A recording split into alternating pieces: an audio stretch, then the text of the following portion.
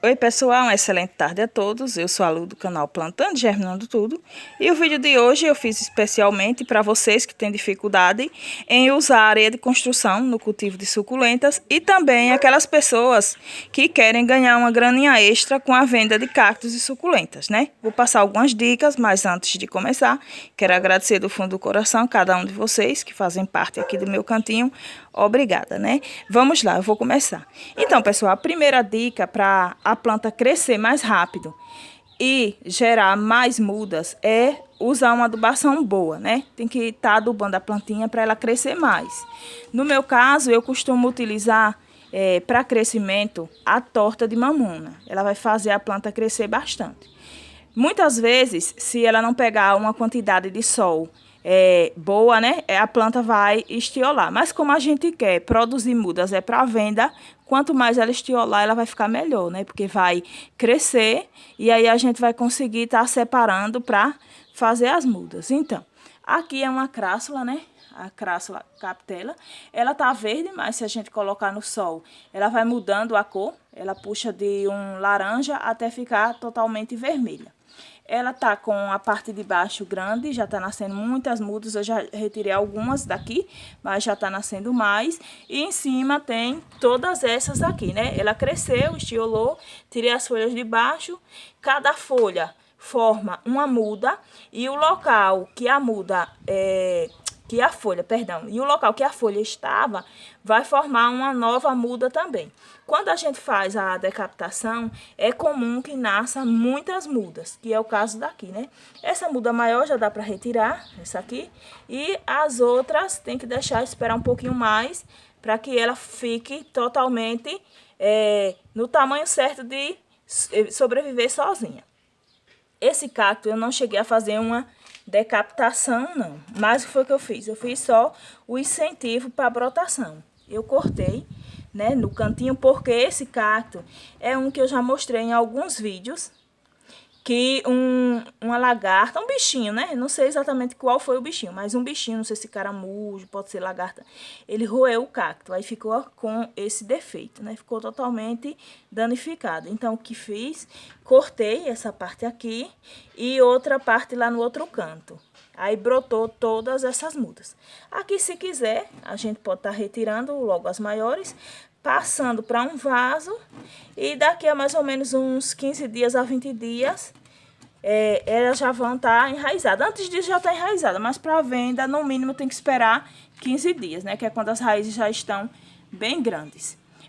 Dessa daqui, quando eu fiz a decapitação, eu retirei a base, que foi essa planta. No caso, essa daqui, ela faz parte desse topo, que foi o que eu recortei. Outra plantinha também que ela rende bastante é essa aqui. Deixa eu separar aqui para mostrar para vocês, né?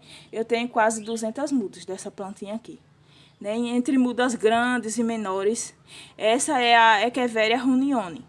Ela rende fácil, né? Logo bota muito filhote, as folhas brotam rapidinho. Então, quem quer lucrar vendendo mudas, essa daqui, que é a runioni, e a crassula, que é essa daqui, né? São boas opções. Essa eu coloquei no sol, já mudou de cor. Para vender fica mais fácil também. Vocês que querem vender, vai ficar mais fácil vender ela com essa tonalidade, né?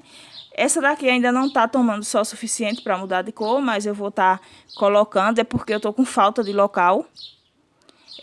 Esse pontinho aqui é uma cochonilha, vou ter que retirar depois. Essa daqui, pessoal, também eu fiz a decapitação dela. Aí nasceram, vou focar melhor para vocês verem. Aqui eu cortei, aqui o lugar do corte, passei a cola e nasceram duas mudas aqui em cima, que depois eu vou estar retirando. A parte daqui de cima é essa daqui, né? Aqui é a parte daqui que foi retirada. Essa daqui é a parte que foi retirada, eu não trouxe para mostrar para vocês, porque a mesinha tá apertadinha. Mas aqui nasceram duas mudas, fora aquela que eu já separei. Tem aqui esse cacto, né? Esse cacto eu fiz uma decapitação. Aqui, ó, a decapitação. Nasceram 4 mudinhas. Então, é só esperar crescer e tá separando. Isso serve para muitos cactos. Eu só não gosto de fazer isso com mamilárias, porque são cactos que são moles. E aí, na hora de enraizar, às vezes dá problema, a outra parte, né? A parte que a gente corta de cima. E também na cicatrização, às vezes também pode dar problema. Eu gosto de cortar os cactos que são mais firmes, né? Por isso que eu não faço os cortes com a mamilária. Com relação à areia de construção, né? A forma que eu utilizo, eu vou misturando a mesma proporção. Tipo, se eu usar um de areia, eu vou usar um de substrato para hortaliças. Se eu não tiver o substrato para hortaliças, eu trituro o carvão em pedaços bem pequenos e aí eu misturo. No caso, quem tem o substrato para hortaliças, basta misturar uma medida de substrato para hortaliças e a mesma medida de areia de construção. Se quiser um substrato ainda mais solto, se você mora numa região que chove muito e tipo pega 4, 5, 6 dias seguidos de chuva e você precisa de um substrato ainda mais solto, você faz o seguinte: coloca uma de areia para 2 de substrato para hortaliças. No caso de substituir o substrato para hortaliças, você pode estar colocando as 2 de carvão, né? Agora tem que ser pedaços pequenos, não é aquele pedação grande não, tem que triturar e passar em uma peneira larga para sair os tamanhos pelo menos parecidos, né? Que aí vai ficar um substrato legal. Não pode tá utilizando aquele carvão que a gente faz o churrasco, né? Tem que ser aquele que a gente compra para fazer o churrasco, mas depois que usa não serve mais não.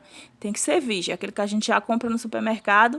E aí para triturar eu bato com um martelo, ou então com uma pedra mesmo, um pouco grande, para ser mais rápido. Depois eu passo em uma peneira de ferro que eu tenho aqui, que os pedreiros utilizam para peneirar a areia. E aí sai os pedaços bem parecidos. Quando eu tiver um tempinho, eu vou mostrar a vocês como é que eu faço, né?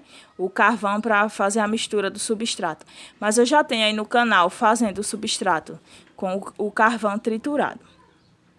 Outra coisa interessante também, pessoal, quando vocês forem cortar tanto a suculenta quanto o cacto, tenha cuidado para não estar utilizando ferramenta, no caso ferramenta que eu digo a faca, o estilete, sem higienizar, né? Porque pode estar contaminando sua planta. Você vai cortar para render e no fim, se pega uma contaminação, você acaba perdendo tudo. Então tenha cuidado.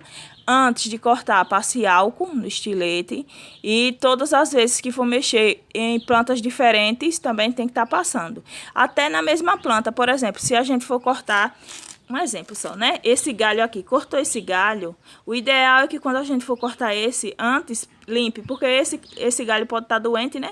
E esse não, e aí tá passando a contaminação.